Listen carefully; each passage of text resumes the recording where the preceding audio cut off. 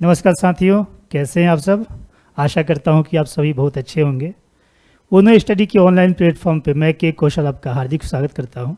दोस्तों, जैसा कि हम वैदिक काल को पढ़ रहे हैं, उसमें हमने ऋग्वैदिक काल को कल तक ख़त्म किया।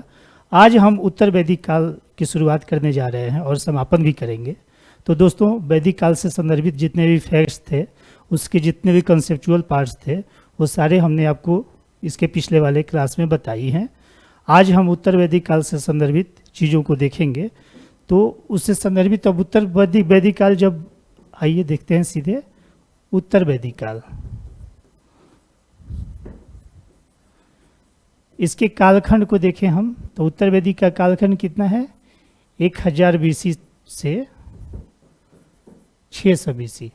जैसा कि आप जानते हैं कि वैदिक काल को दो भागों में बांटा गया है। एक ऋग्वैदिक काल, जिसको पूर्व वैदिक काल बोलते हैं, एक उत्तर वैदिक काल। वो पूर्व वैदिक काल का कालखंड जो है 1500 से 1000 BC, और उत्तर वैदिक कालखंड इसका कितना है? 1000 से 600 BC।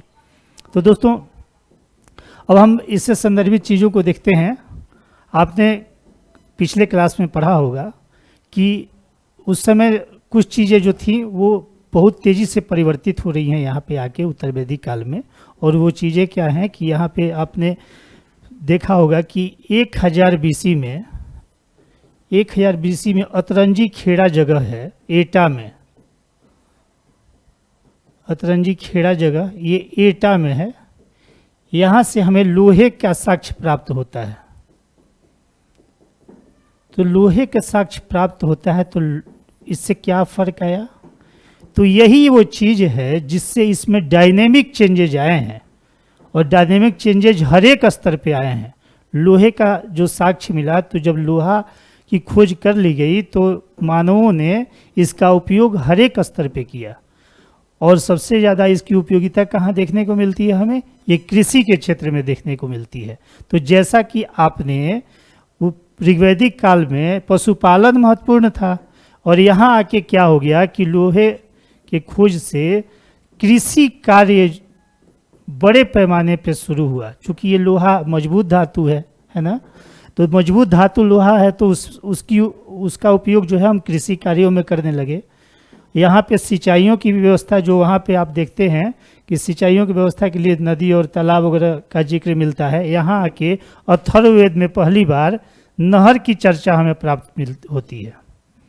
अथर्ववेद से हमें पहली बार नहर की चर्चा, यानी कृषि व्यापक पैमाने पे जब शुरू हो गई है, तो यहाँ पे क्या है, सिंचाई से संदर्भित जो नहर की व्यवस्था यहाँ पे दिखती है, तो सिंचाई भी बहुत बड़े पैमाने पे की जा रही है। तो यहाँ कृषि से जब कृषि बड़े पैमाने पे शुरू हुई, तो इससे क्या हुआ कि अधिशेष उत्पादन मानवों ने करना शुरू किया। तो उत्तर वैदिक कार्यों ने अधिशेष उत्पादन किए, और इससे देखिए जब इकोनॉमी में बहुत बड़ा चेंजेज आया, लोग आर्थिक रूप से समृद्ध हुए, है ना। तो जब समृद्धि आई, तो यहाँ पे क्या हुआ कि पहले जन हुआ करता था, अब यहाँ पे क्या हो गया कि छोटे छोटे कबीला, पहले जैसा कि हमने पिछले वीडियो में आपको बताया था कि ऋग्वेद में क्या था, जन का कंसेप्ट था। ये जन क्या हुआ करते थे? ये छोटे छोटे कबीले ही आपस में मिलके और जन का निर्माण किया करते थे। अब यही जन उत्तर वैदिक काल में आके जनपद के रूप में परिवर्तित हो गया है। ये क्या बन गया? जनपद हो गया।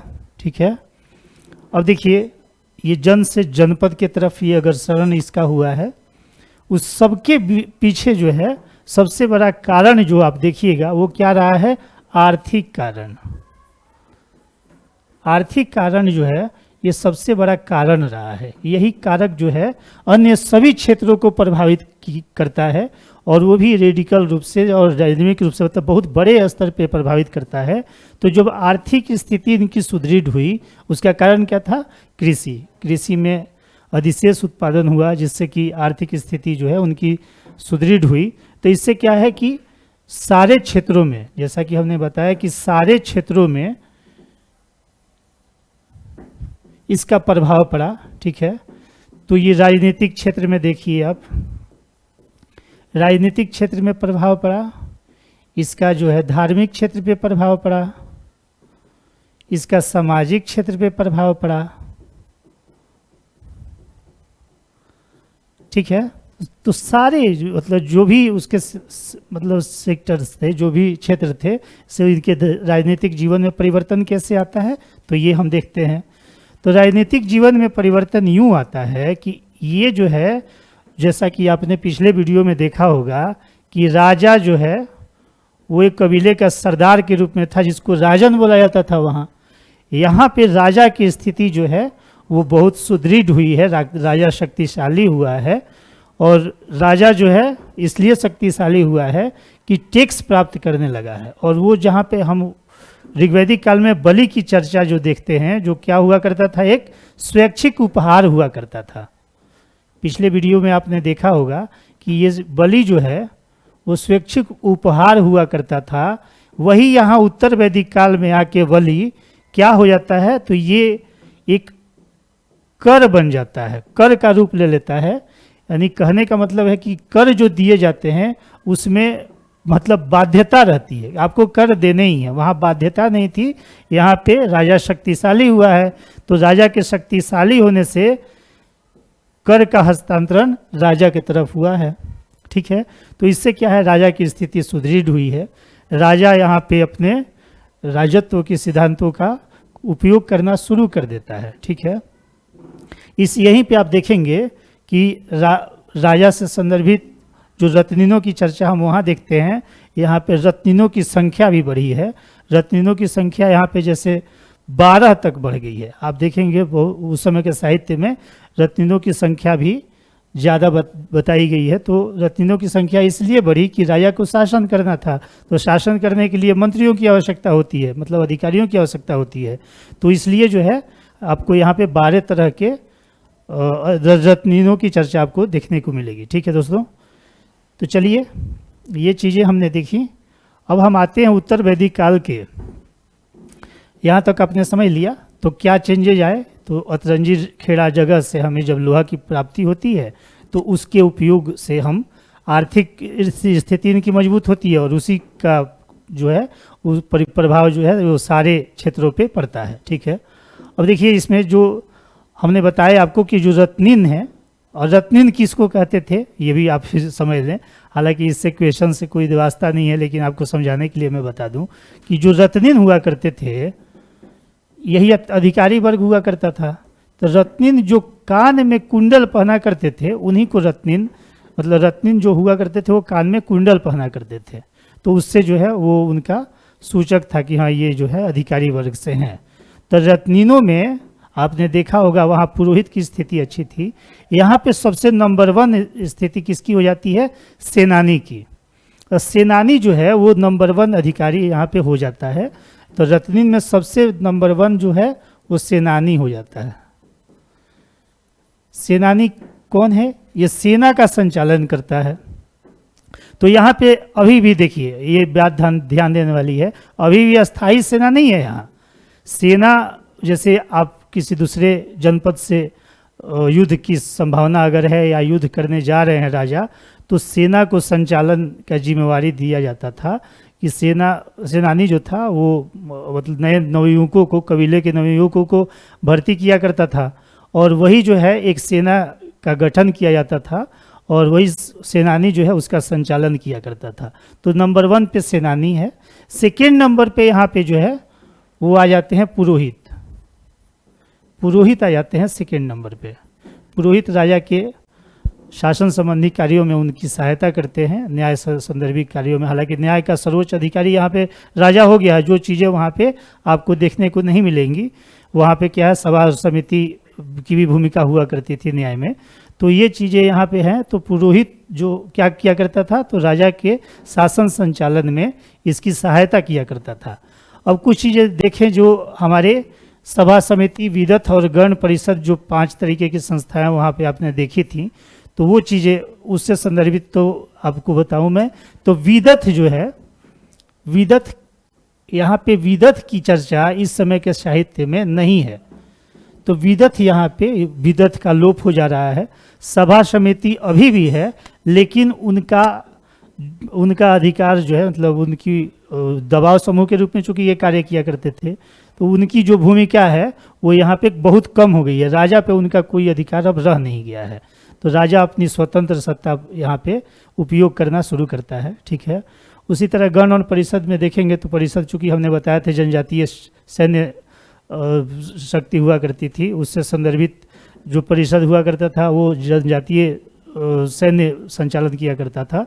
तो यहाँ पे आके उसकी भी मतलब भूमिका बढ़ी है, जिसके आपने पिछले वीडियो में भी देखा होगा कि राज परिषद को क्या करता है, तो पुरोहित उसका संचालन करता है। तो यहाँ पे उसके सर्वोच्च अधिकारी के रूप में आप पुरोहित को देखेंगे। तो ये पहले नंबर पे सेनानी, दूसरे नंबर पे पुरोहित। अब देखिए ऐसे ज्येष्ठाधिकार के अधिकार से भी संदर्भित आपको यहाँ पे चीज़ें देखने को मिलेंगी, यहीं से शुरुआत होती है। ज्येष्ठाधिकार का अधिकार क्या होता है, तो जो राजा के बड़े पुत्र होंगे वही आगे चल के भविष्य में राजा बनेंगे। तो ये ज्येष्ठाधिकार से संबंधित ये अधिकार हैं। ठीक है, तो फिर इसमें एक जगह महिषी, मतलब जैसे रत्निनों की चर्चा कर रहे हैं हम, तो बड़ा पुत्र जो युवराज कहलाता था, तो युवराज भी एक तरह से, युवराज भी रत्निन ही हुआ करते थे। महिषी थी, महिषी कौन थी, ये है पटरानी, पटरानी को महिषी बोला जाता था। लेकिन जो क्वेश्चंस हमारे एग्जामिनेशन में आते रहे हैं वो क्या है, तो पूछा आपने देखा भी होगा बहुत सारे जगहों पे, ये क्वेश्चन संग्रहिता कौन हुआ करते थे। तो वैदिक काल में संग्रहिता कौन हुआ करते थे, ये क्वेश्चन बहुत बार पूछे हुए हैं। तो संग्रहिता जो हुआ करते थे, वो संग्रहिता जो है वो क्या हुआ करते थे, तो इसको देखेंगे हम। तो संग्रहिता, संग्रहिता संग्रहिता जो हुआ करते थे वो कोषाध्यक्ष थे। कोषाध्यक्ष को संग्रहिता बोलते थे। एक और क्वेश्चन जो बार बार पूछता है वो है भागदूग। भागदूग ये कौन हुआ करते थे, तो ये कर संग्रह करने वाले अधिकारी थे। ये कर संग्रह करने वाले अधिकारी भागदूग थे और कोषाध्यक्ष संग्रहिता थे। अब एक अधिकारी की चर्चा यहाँ पे 12 रत्निनों में मिलती है, वो है पालागल।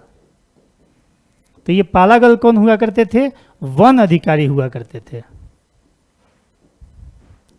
वन अधिकारी पालागल हुआ करते थे। ठीक है, एक क्वेश्चन आया था, उसको भी हम यहाँ पे ऐड करते हैं कि ग्रामणी और सूत को, ग्रामणी और सूत को कर्त्री बोला जाता था। कर्त्री बोला जाता था। कर्त्री का मतलब क्या, राजा बनाने वाला। तो ग्रामीणों, यही देखिए ये ग्रामीण का जो, ग्रामणी का जो ये अधिकारी है, यही आपने पिछले वीडियो में देखा होगा। ऋग्वैदिक काल में ये क्या करता था, ग्राम से संदर्भित प्रशासन का संचालन ये किया करता था। ठीक है, तो ये ग्रामीणी, और यही जैसे वैश्य वर्ग की सबसे अधिक महत्वाकांक्षा क्या होती थी, ग्रामणी ही बनना। ये आगे हम पढ़ेंगे, अभी आएंगे तो ग्रामीणी और सूत को कर्त्री बोला करते थे। तो ये जैसे 12 रत्न हैं, लेकिन जहाँ से क्वेश्चंस आते हैं वो सारे क्वेश्चंस यहीं से आते हैं। पालागल, संग्रहिता, भागदूग और कर्त्री, ये क्वेश्चंस आपको देखने को मिलेंगे। ठीक है, तो चलिए दोस्तों अब हम आते हैं, अब देखिए, अब वैश्य को अनस्य बलाधिकृत बोलते थे। ठीक है, वैश्य को अनस्य बलाधिकृत बोलते थे।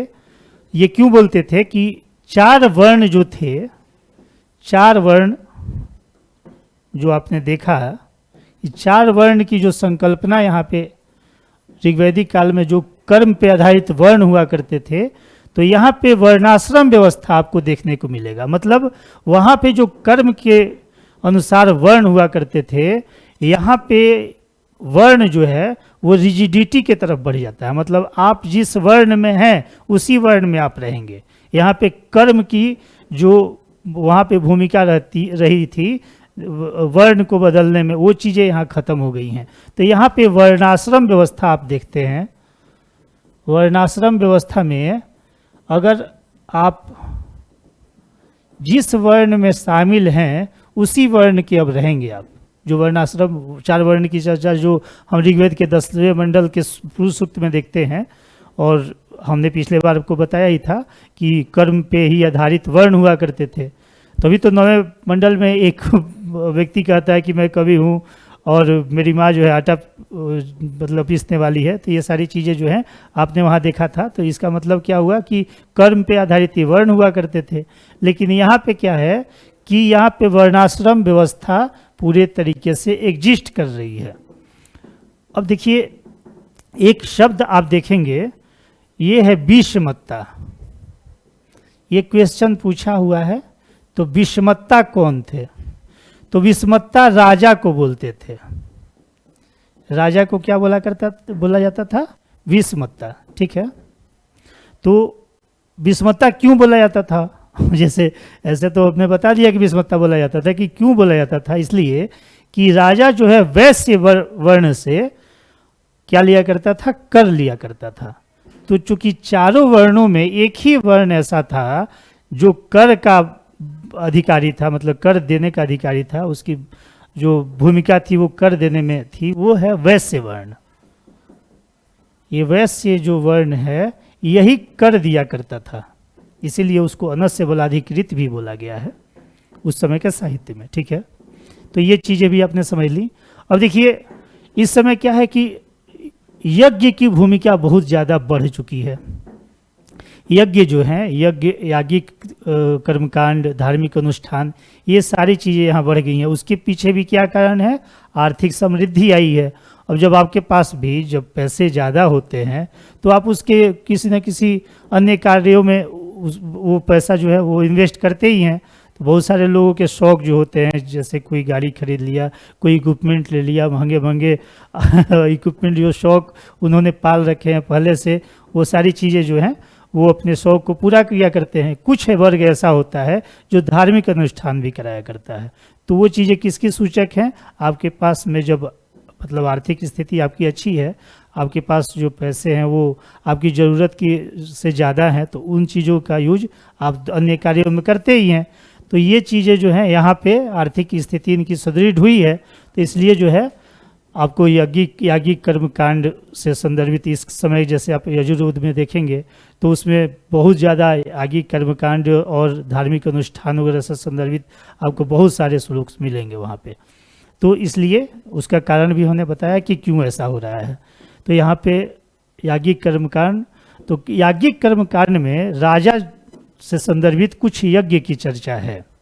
जैसे राजा अश्वमेघ यज्ञ करवाया करता था, वाजपेय यज्ञ करवाया करता था, अग्निष्टोम यज्ञ हुआ करता था।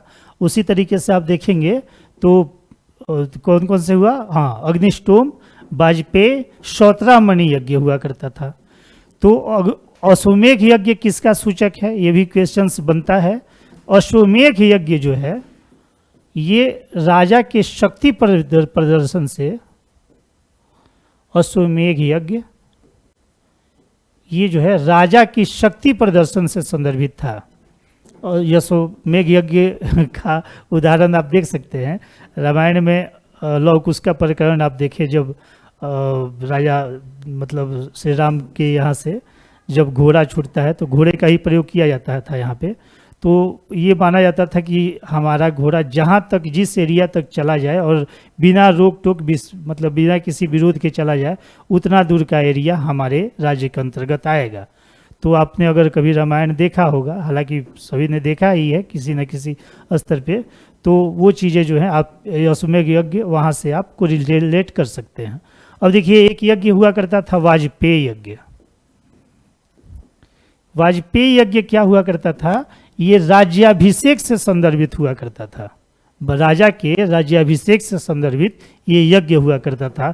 इसी में देखिए, वाजपेय यज्ञ जो होता था इसमें 17 प्रकार के जल का प्रयोग किया जाता था।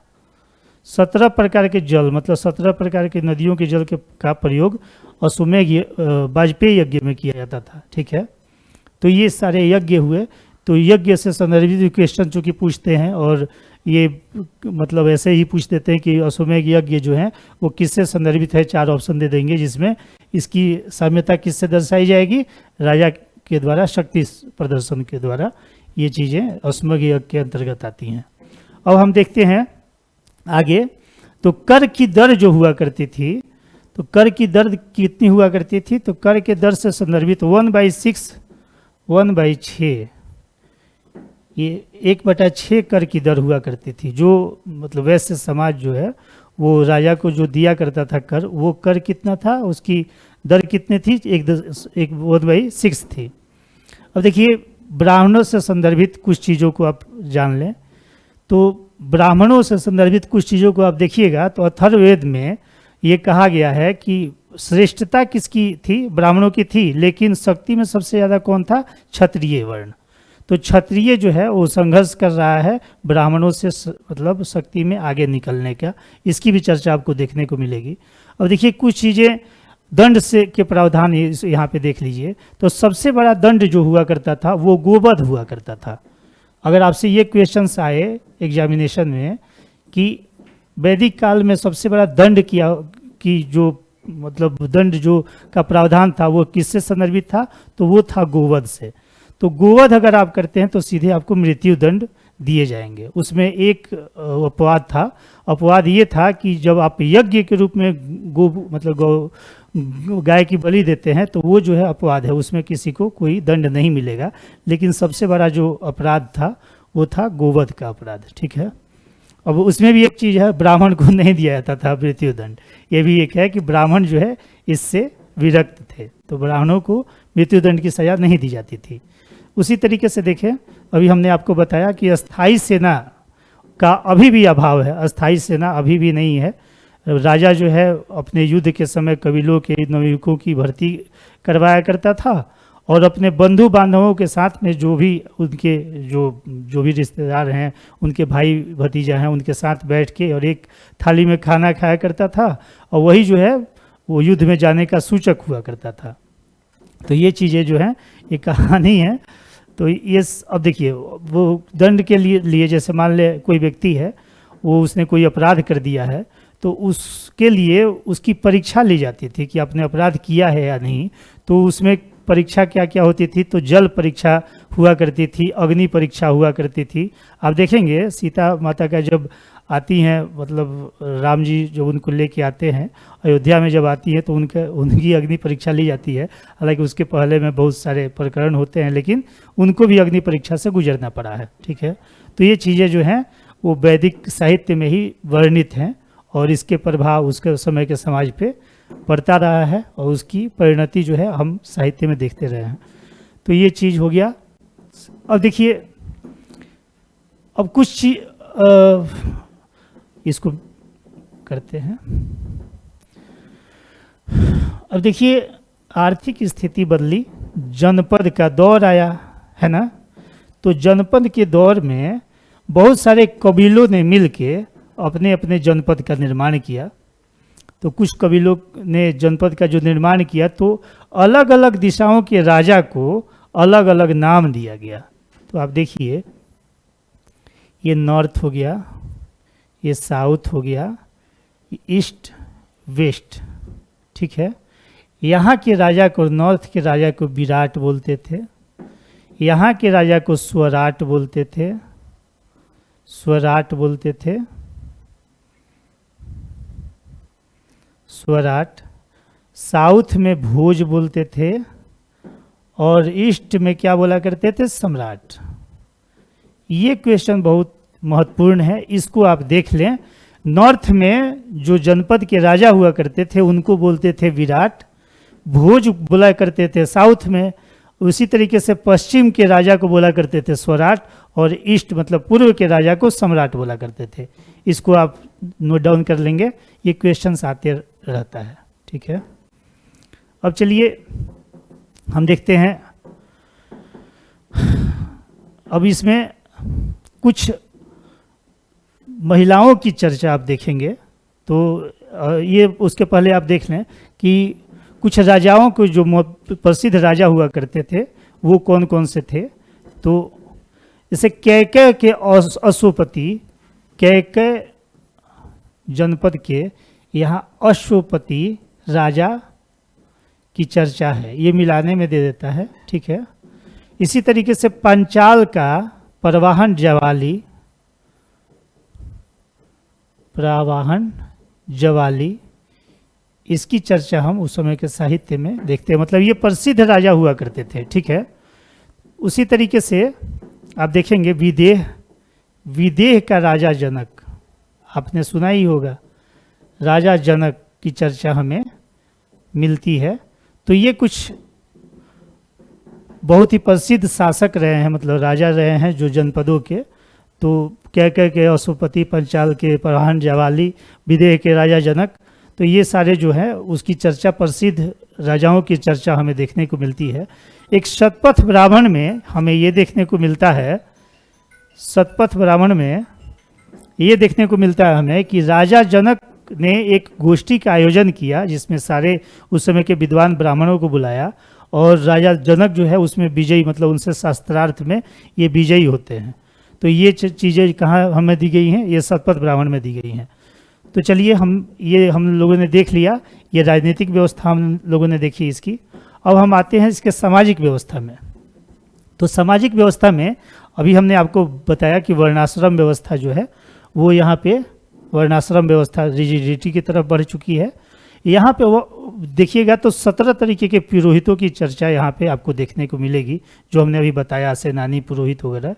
तो ये तरीके से रत्निनों की चर्चा और पुरोहितों की भी संख्या में यहाँ पे बहुत बढ़ोतरी हुई है। जो आपने ऋग्वेद में देखा था कि ऋग्वेद के पुरोहित को होता या होत्री बोलते थे, उसी तरह यजुर्वेद के पुरोहित को अधर्वी बोलते थे, सामवेद के पुरोहित को क्या बोलते थे, उद्गाता, और अथर्ववेद के पुरोहित को ब्रह्मा बोला करते थे। तो ये तो 4 महत्वपूर्ण थे। हालांकि उस समय 7 तरीके के पुरोहित हुआ करते थे, लेकिन यहाँ पे आके पुरोहितों की संख्या में भी वृद्धि देखने को मिलती है, और साहित्य में 17 तरह के पुरोहित की चर्चा हमें देखने को मिलती है। तो 17 तरीके के पुरोहित जो है उत्तर वैदिक काल में देखने को आपको मिलेंगे। अब देखिए ऐतरेय ब्राह्मण में ही जो हमने अभी बताया कि क्षत्रिय की स्थिति जो है वो ब्राह्मणों से अधिक बताई गई है। तो ये चीज़ें कहाँ दी गई हैं, ऐतरेय ब्राह्मण में। ये क्षत्रिय जो हैं वो ज़्यादा शक्तिशाली हैं ब्राह्मणों से, मतलब क्षत्रिय वर्ग जो है जब भी चाहे ब्राह्मणों को दरकिनार कर सकता है और उनको जो है अपने सभा से निकाल सकता है। अब देखिए अभी हमने बताया कि वैश्य का एक ही सर्वोच्च लक्ष्य हुआ करता था कि हमको ग्रामणी जैसे रत्निन पद पे पहुंचना। तो ये वैश्य का ही ये आकांक्षा हुआ करता था, क्योंकि इस ग्रामणी जैसे पद पर ये वैश्य वर्ण ही अधिकतर देखने को मिलेगा, ठीक है। अब चलिए आप ये स्त्रियों की दशा देखते हैं। तो ऋग्वैदिक काल में स्त्रियों को दशा आपने देखी थी, उसमें क्या देखा था हम लोगों ने, स्त्रियों की दशा बहुत ही अच्छी थी। उन्हें उपनयन संस्कार का अधिकार था, पठन पाठन का अधिकार था, उसके बाद में बहुपति प्रथा की वहाँ पे उनको अनुमति थी, नियोग प्रथा की अनुमति थी, ये सारी चीज़ें वहाँ पे थी। तो स्त्रियाँ वहाँ पे अपाला, घोषा, मैत्रायणी, ये सारे विश्वरा, ये सारी जो स्त्रियाँ जो वहाँ पे विदुषी रही हैं, वो ऋग्वेद में उन्होंने मंत्रों की भी रचना की है। यहाँ पे स्त्रियों की संख्या, स्त्रियों की दशा में और स्त्रियों के मतलब विदुषी स्त्रियों की संख्या में भी कमी देखने को मिली। हालांकि स्त्रियाँ यहाँ भी कुछ नाम आपको देखने को मिलेंगे, जैसे गार्गी का आपको नाम देखने को मिलेगा, उसके बाद मैत्रायणी, कात्यायनी, सुबला का नाम, वेदवती, यहाँ भी कुछ स्त्रियां हैं ऐसी जो मंत्रों के रचना से संदर्भित रही हैं, मतलब विदुषी नारियां रही हैं। लेकिन फिर भी ओवरऑल आप देखेंगे तो स्त्रियों की स्थिति में यहाँ पे ह्रास देखने को मिलता है। इसी में हम देखते हैं कि ऐतरेय ब्राह्मण में इसका साक्ष्य देखिए आप, इसलिए ये बातें कही जाती हैं कि ऐतरेय ब्राह्मण में पुत्री को दुखों का कारण बताया गया है। उसी तरह आप मैत्रायणी संहिता में देखेंगे तो शराब और जुआ के साथ साथ इसकी स्त्री को भी तीसरी बुराई की श्रेणी में रखा गया है। तो अब इससे आप ये साबित होता है कि स्त्रियों की दशा जो है यहाँ उत्तर वैदिक काल आते आते निम्न होते जा रही है, ठीक है। ये चीज़ें आप अभी और आगे देखिएगा तो स्त्रियों से संदर्भित उनके दशाओं में लगातार ये गिरावट देखने को आपको मिलेगा। ये चीज़ें जो हैं आधुनिक भारत का इतिहास जब पढ़ेंगे उस समय और ज़्यादा स्त्रियों की स्थिति बहुत दयनीय हो चुकी होती है।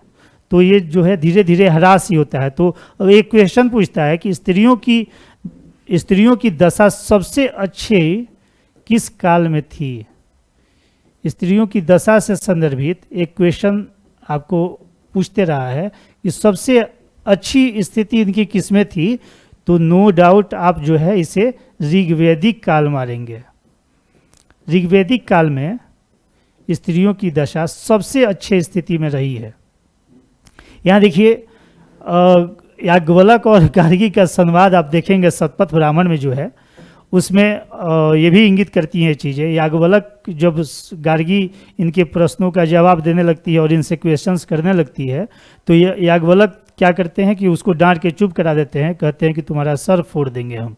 तो इस तरह की मतलब इस तरह के वक्तव्य यहाँ पे देखने को मिलेंगे। तो ये क्या इंगित करती हैं बातें कि स्त्रियाँ जो हैं उस समय तक उनकी दशाओं में गिरावट आते जा रही थी।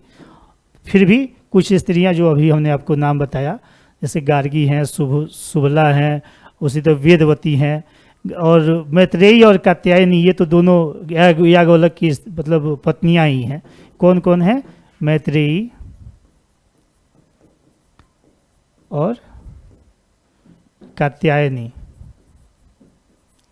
ये दोनों कौन हैं? ये दोनों याज्ञवल्क्य की पत्नियां हैं। दोनों पत्नी याज्ञवल्क्य की है।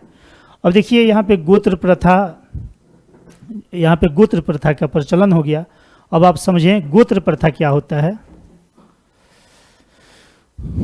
ये कंसेप्चुअल पार्ट है, इसको मैं बताऊंगा अभी। देखिए गोत्र प्रथा क्या है।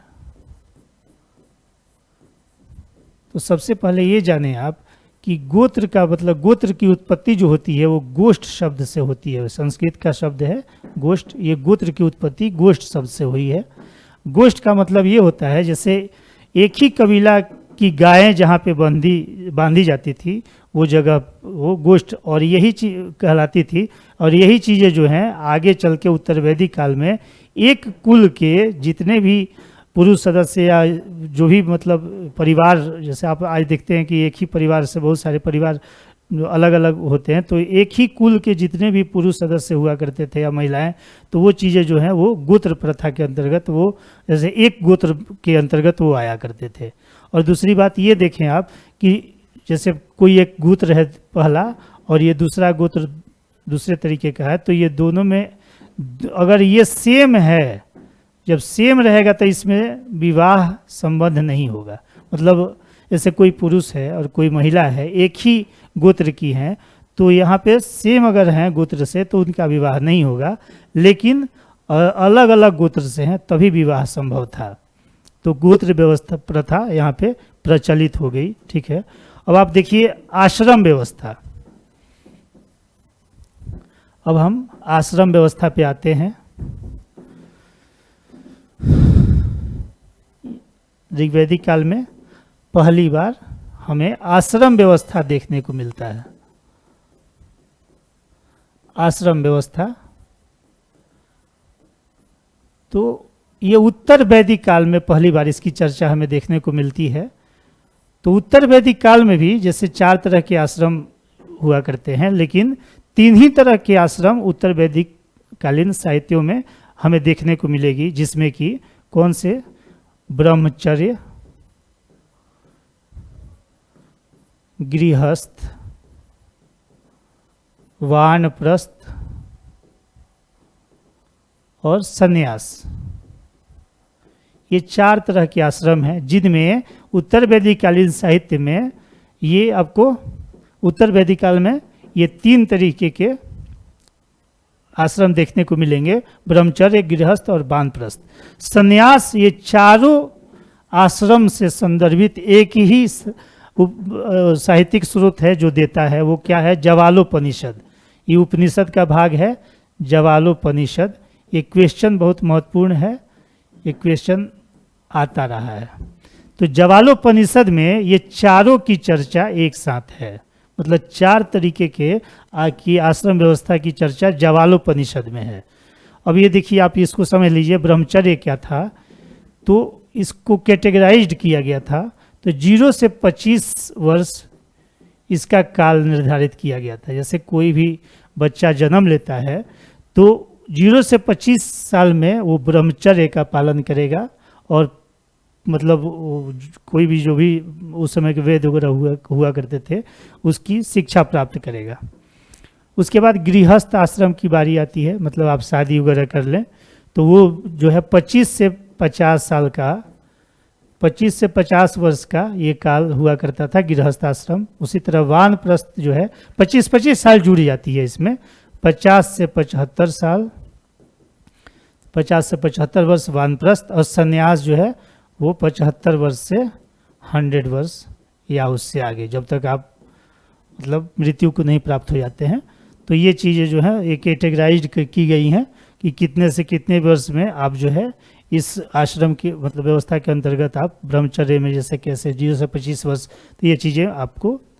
तो चलिए हमने देख लिया क्या इसके सामाजिक जीवन को। अब हम आर्थिक जीवन को देखते हैं। तो आर्थिक जीवन में जैसा कि हम पहले से ही बताते रहे हैं, कृषि यहाँ पे प्रधान पेशा हो गया। कृषि जो है अति अधिशेष, हमें उसमें अधिशेष कृषि से संबंधित अधिशेष हमें दिखाई देते हैं, जिससे कि राजनीतिक, सामाजिक, धार्मिक सारे जीवन पे प्रभाव पड़ता है। इसमें देखिए आप शतपथ ब्राह्मण में कृषि से संदर्भित कुछ चर्चा आपको देखने को मिलती है, शब्द से संदर्भित। जैसे कर्षण की चर्चा है वहाँ। तो कर्षण किसको बोलते थे? जुताई को। जैसे खेत की जुताई जो होती थी उसको कर्षण बोलते थे। उसी तरह से वपन की चर्चा देखते हैं। तो जो बुआई होती थी उसे वपन बोला जाता था, ठीक है। उसी तरह लूनन, लूनन तो ये कटाई से संदर्भित था। तो कर्षण, वपन, लूनन, इस सब की चर्चा हमें शतपथ ब्राह्मण में देखने को मिलती है, ठीक है। अब चलिए अब व्यापार से संदर्भित चीज़ों को देखते हैं हम। तो व्यापार अभी भी आंतरिक ही था, आंतरिक व्यापार ही, अभी भी व्यापार आंतरिक ही था। हालांकि उत्तर वैदिक कालीन आर्य जो थे उनको समुद्र की जानकारी हो गई थी, लेकिन समुद्र की जानकारी होने के बावजूद भी ऐसा है कि मतलब समुद्र की चर्चा है उत्तर वैदिक कालीन साहित्य में, लेकिन समुद्र यात्रा की कोई चर्चा नहीं आपको मिलेगी। तो इससे वैदेशिक कोई भी व्यापार नहीं हुआ करता था, उसके कोई भी साक्ष्य उस समय के साहित्य में नहीं देखने को मिलते हैं। अब नगरों से संदर्भित आप देखेंगे, ये चीज़ें अभी आएंगे। तो अब देखिए व्यापार में क्या उपयोग किया जाता था। जैसे अभी भी जो मुद्रा है, मुद्रा या सिक्का कह लें आप, अभी भी मुद्रा प्रचलन में नहीं है। ये मुद्रा अभी आगे पढ़ेंगे हम महाजनपद काल, उसमें मुद्रा से संदर्भित चीज़ें आपको देखने को मिलेंगी, वहाँ पे प्रचलन में मुद्रा आती हैं, लेकिन मुद्रा अभी भी नहीं है। तो यहाँ पे किस तरीके से व्यापार हुआ करता था? तो व्यापार हुआ करता था वस्तु विनिमय प्रणाली पे। जो चीज़ें हमने देखी थी ऋग्वैदिक काल में, ये वस्तु विनिमय प्रणाली यहाँ भी महत्वपूर्ण है। मतलब सामान के बदले सामान, जैसे सामान के बदले में सामान का आदान प्रदान, यही जो है व्यापार करने का साधन हुआ करता था, ठीक है। अब चलिए देखें हम। तो उस समय नगरों से संदर्भित, तो नगर जो है उस समय अभी जैसे उत्तर वैदिक कालीन के लास्ट में आप जाते हैं तो उस समय नगरों के अवशेष थोड़े थोड़े देखने को मिलते हैं। जैसे आप चर्चा पाएंगे, कौशाम्बी की चर्चा मिलेगी आपको, हस्तिनापुर की चर्चा मिलेगी, लेकिन वो नगर के रूप में नहीं है। आद्य मतलब नगर के प्रारंभिक रूप वहाँ पे देखने को मिलते हैं। मतलब नगरीकरण आप 6th सेंचुरी BC में अभी जाएंगे तो वहाँ पे द्वितीय नगरीकरण की जो शुरुआत होती है महाजनपद काल में, और मगध राज्य का उत्कर्ष होता है। तो प्रथम नगरीकरण हमारा हड़प्पा सभ्यता में देखा था हमने, और द्वितीय नगरीकरण हम महाजनपद काल में जाके देखेंगे। लेकिन अभी जो है अभी आद्य नगर ही है। वो भी कब हो है? तो इसके अंतिम चरण में, जैसे 600 BC के आसपास ये चीज़ें आपको देखने को मिलेंगी, जो साहित्य में कुछ नगरों की चर्चा आपको देखने को मिलेंगी। और उसमें कौन कौन से हैं? तो काशी, आपको जैसे हमने आपको बताया कैके, विदेह, इसी तरीके से आपको हस्तिनापुर की चर्चा, कौशाम्बी की चर्चा मिलेगी। तो लेकिन वो आद्य नगर ही थे अभी, मतलब नगरों का पूर्ण रूप अभी नहीं था, ठीक है।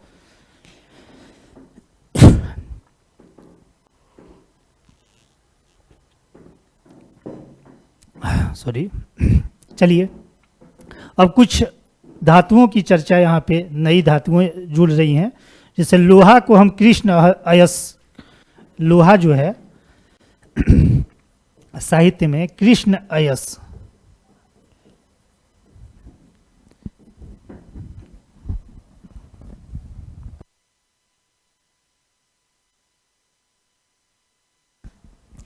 लोहा को कृष्ण अयस बोला गया।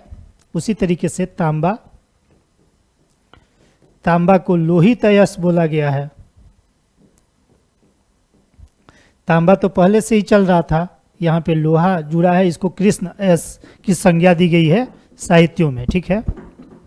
अब यहाँ पे देखें तो दास, धीवर, कैवर्त, मछुआरा, ये सब जो है अब दो, आइए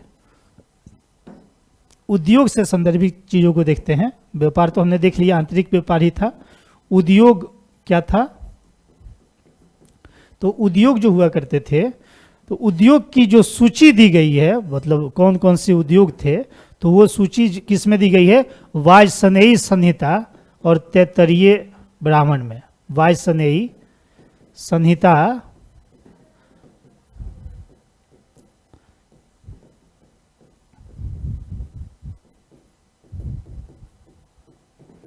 तो वाजसनेयी संहिता और तैत्तरीय ब्राह्मण में उद्योगों से संदर्भित सूची दी गई है, जिसमें कि कुछ उद्योग से संदर्भित आप देखें, जैसे दास, धीवर, कैवर्त, मछुआरा, ये सारी चीज़ें जो हैं वो वाजसनेयी संहिता में ये इसकी चर्चा मिलती है। अब चलिए आप, उस समय कुशीद मतलब ऋण की प्रथा शुरू हो गई थी। कुशीद जो है वो तैत्तरीय ब्राह्मण में कुशीद शब्द मिलता है। तो तैत्तरीय ब्राह्मण में कुशीद शब्द मिलता है। कुशीद का मतलब होता है ऋण। और शतपथ ब्राह्मण में कुशीदीन शब्द मिलता है। कुशीदीन क्या हुआ करता था कि जो महाजन, उस समय महाजनों की उपस्थिति वहाँ देखने को मिलती है, तो महाजनी व्यवस्था वहाँ पे प्रचलित हो गई थी। तो महाजनों से संबंधित तो कुशीदीन क्या है? तो ये जो है महाजन जो ऋण दिया करते थे उसे कुशीदीन बोला जाता था, ठीक है। तो कुशीद की चर्चा किस में है? तो तैत्तरीय ब्राह्मण में है। और कुशीदीन की चर्चा किस में? ये शतपथ ब्राह्मण में है, ठीक है। अब चलिए आप मृद भांडों के स्तर पे देखते हैं।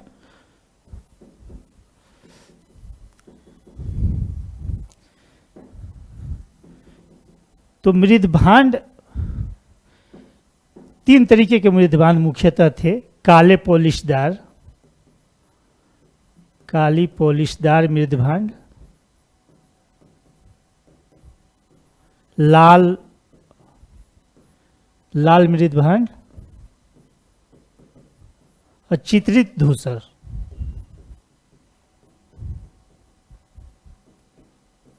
ये तीन तरीके के मृद भांड आपको वहां से देखने को मिलेंगे। सबसे ज़्यादा लोकप्रिय जो था, ये क्वेश्चन अगर आए कि सबसे ज़्यादा लोकप्रिय इसमें कौन सा मृद भांड था, मतलब उत्तर वैदिक कार्यों का, तो वो लाल मृद भांड हुआ करता था। लेकिन सर्वोत्कृष्टता किसको हासिल थी? तो सर्वोत्तम जो हुआ करता था, लोकप्रिय तो ये था, ये लोकप्रिय है, लेकिन सर्वोच्चता हासिल थी चित्रित धूसर मृद भांड को।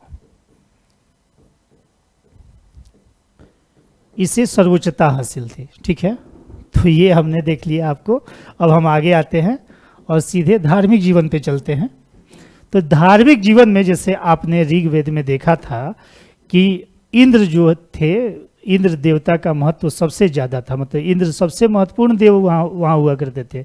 यहाँ पे आके और सेकेंड नंबर पे ऋग्वेद में अग्नि की चर्चा मिलती है। हालांकि आप देखते होंगे, देखा है पिछले वीडियो में आपने देखा होगा कि पहले नंबर पे इंद्र हैं जिसके लिए 2.5 सशुक्त हैं, दूसरे नंबर पे अग्नि है जिसके लिए 2 सशुक्त हैं। लेकिन पहला जो मंत्र ही उच्चारण शुरू होता है ऋग्वेद का, वो अग्नि से होता है, लेकिन महत्वपूर्ण देव वहाँ पे इंद्र हुआ करते हैं। यहाँ पे आके स्थितियाँ बदलती हैं और यहाँ पे प्रजापति जो हैं उनकी सर्वोत्कृष्टता यहाँ पे हासिल हो जाती है। माने देवों के रूप में प्रजापति जो हैं वो सर्वोच्च देव यहाँ पे हो जाते हैं। तो ये अंतर यहाँ पे स्पष्ट अंतर है। और उसके बाद में यहाँ पे विष्णु और रुद्र का कंसेप्ट यहाँ पे निकल के आता है। तो रुद्र और विष्णु, यही आगे चल के रुद्र जो है शिव में बदल जाएंगे। विष्णु जो है वो पालनहार हैं, यही पालन करता है। यहाँ पे इनको जो दर्जा हासिल होता है वो विश्व के पालनकर्ता का होता है। लेकिन रुद्र की स्थिति अभी भी उतनी अच्छी नहीं है, ये पशुओं के देवता के रूप में है अभी यहाँ, पशुओं के देवता। जो चीज़ें वहाँ पे पूषण की जो स्थिति थी, पूषण देव आपने पिछले वीडियो में देखा होगा कि पशुओं के देवता कौन हुआ करते थे, पूषण हुआ करते थे। लेकिन यहाँ पे रुद्र जो है वो पशुओं के देवता है, ठीक है। ये इनकी स्थिति आगे चल के सर्वोच्चता इन्हीं को हासिल होने वाली है। आप आगे जब जैसे जैसे बढ़ेंगे देखिएगा रुद्र की सर्वोच्चता आगे स्थापित होते जाती है। उसी तरीके से आप देखेंगे तो यहाँ पे वहाँ पे लौकिक जीवन को ज़्यादा ये महत्व दिया करते थे, प्रकृति से संदर्भित ही चीज़ों की पूजा किया करते थे। यहाँ पे पारलौकिकता को महत्व दिया जा रहा है। मतलब यहाँ पे जो है ब्रह्म आत्मा क्या है, ये सारे विचार उपनिषद में तो आप देखते ही हैं। उपनिषद में आप देखिएगा तो यागिक कर्मकांडों का विरोध करने के लिए उपनिषद में बहुत सारे ऐसे आपको देखने को प्रावधान मिलेंगे। मतलब जैसे बहुत ज़्यादा इसकी संख्या हो गई थी, कोई भी धार्मिक अनुष्ठान कर रहे हैं उसमें यज्ञ बलि ये सब चीज़ों की अधिकता देखी जाती थी। तो इसी सब को उपनिषद में ये सारी चीज़ों को दरकिनार किया गया है और वहाँ पे जो है ये इसको मतलब अच्छा नहीं बताया गया है। तो पारलौकिक विश्वास यहाँ पे ज़्यादा उत्तर वैदिक आर्यों का हो गया है, लौकिकता से पारलौकिकता की तरफ यहाँ पे ये अग्रसरण हुआ है। अब देखिए यज्ञ बलि पे मैंने बताया ही। अब देखिए वरुण जो है यहाँ जो वहाँ पे समुद्र और जल के देवता हुआ करते थे, वो यहाँ पे सिर्फ जल के देवता रह गए। उनको वरुण को वहाँ ऋतस्व गोपा कहते थे, ऋतुओं के यही राजा मतलब देवता हुआ करते थे। लेकिन यहाँ पे सिर्फ जल के देवता हो गए। यहीं पे यजमानी प्रथा भी शुरुआत होती है, जो यजमानों से संदर्भित कंसेप्ट भी यहीं से आते हैं। उसके बाद देखें आप तो यहाँ जैसे ये यज्ञ हुआ करते थे, देखिए कितना बोझिल बना दिया इन लोगों ने। पुरोहितों ने जो यज्ञ किया, यज्ञ के माध्यम से अपनी स्थितियों को बहुत ही सुदृढ़ बना दिया, ठीक है। एक वाजपेयी यज्ञ जो हुआ करता था, वाजपेयी यज्ञ जो हमने अभी चर्चा की थी, राज्याभिषेक से संदर्भित ये है। इसमें जो पुरोहित वाजपेयी यज्ञ कराया करता था वो दक्षिणा में क्या लिया करता था, आप सुनेंगे तो आश्चर्य करेंगे। 2,40,000 गायों की 2,40,000 ये गाय इनको दक्षिणा में मिला करता था।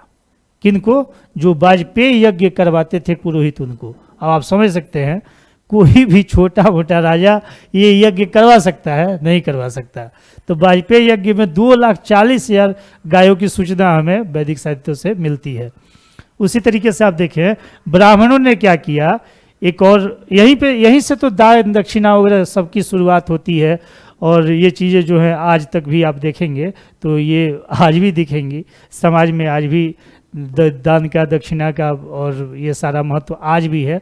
और मुझे नहीं लगता है कि ये चीज़ें बहुत जल्दी जाएंगी, बहुत सदियों लगेंगी ये सब चीज़ें जाने में।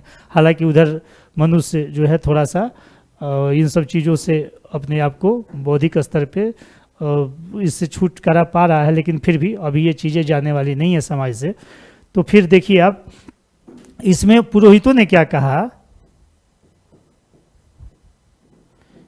ये एक जगह चर्चा है, वर्णित है साहित्य में शतपथ ब्राह्मण में कि उत्तर दक्षिण पूरब पश्चिम राजा को क्या करना चाहिए, आप अपने उत्तर दक्षिण पूरब पश्चिम सभी का दान कर देना चाहिए ब्राह्मणों को। इसका मतलब क्या हुआ कि जब ये चीज़ें जो है वो जमीन से संदर्भित है, मतलब राजा को जमीन का दान करना चाहिए और बहुत ज़्यादा मात्रा में जमीन का दान ब्राह्मणों को करना चाहिए। तो ये चीज़ें भी आपको आती हैं। इसी की परिणति आप देखते हैं, ये जब यागिक कर्मकांड की अधिकता हो गई, धार्मिक अनुष्ठान की अधिकता हो गई, तो इसी की परिणति जो है आप देखते हैं बहुत बड़ा क्रांतिकारी धर्म फिर चला। कौन? बौद्ध धर्म और जैन धर्म। इन्हीं सब को अस्वीकृत करते हुए और ये धर्म जो चले हैं बाद में 6th सेंचुरी BC में। तो ये चूँकि जो वहाँ की मतलब उस समय के ऋग्वैदिक जो भी जो जनता थी वो सारी परेशान हो चुकी थी। तो इतने ज़्यादा यागिक कर्मकांड वगैरह बताए जाते थे, इतने बलि वगैरह दिलवाए जाते थे कि उससे बहुत परेशानी हो रही थी लोगों को। तो उसी के परिणाम स्वरूप बौद्ध धर्म और जैन धर्म का वहाँ पे उद्भव होता है। अब चलिए ये कुछ चीज़ों पे ये लोग विश्वास किया करते थे, ये क्वेश्चन आया हुआ है। ये पुनर्जन्म में विश्वास, इन्होंने पुनर्जन्म सिद्धांत का प्रतिपादन किया, पुनर्जन्म में इनका विश्वास हुआ करता था। उसके बाद में इनको आप देखिएगा तो ज्योतिष का ज्ञान इनको था, नक्षत्र का ज्ञान था। तो ये सारी चीज़ें हैं, तो ज्योतिष के बारे में भी ये जाना करते थे, नक्षत्र भी जानते थे। तो ये सब जो है, तो ये सारी विशेषताएं जो हैं हमारे ऋग्वैदिक आर्य और उत्तर वैदिक काल से संदर्भित रही है। हमने जो अभी बताया आपको, वो इसके पिछले भी वाले वीडियो में हमने ऋग्वैदिक काल को बताया था, इस वीडियो में हमने आपको उत्तर वैदिक काल से संदर्भित चीज़ों को बताया है। तो ये चीज़ें जो है, ये क्वेश्चन आप इसको अच्छे ढंग से देखिए, बहुत सारे क्वेश्चन इससे क्रिएट होते हैं एग्जामिनेशन हॉल में, बहुत सारे क्वेश्चंस आते रहे हैं। ठीक है दोस्तों, हम नेक्स्ट क्लास में महाजनपद काल को पढ़ेंगे, मगध का उत्कर्ष पढ़ेंगे। आज हमारा वैदिक काल समाप्त होता है, नेक्स्ट क्लास में हम महाजनपद काल पढ़ेंगे। तब तक के लिए आपसे विदा लेना चाहेंगे हम, और थैंक यू सो मच।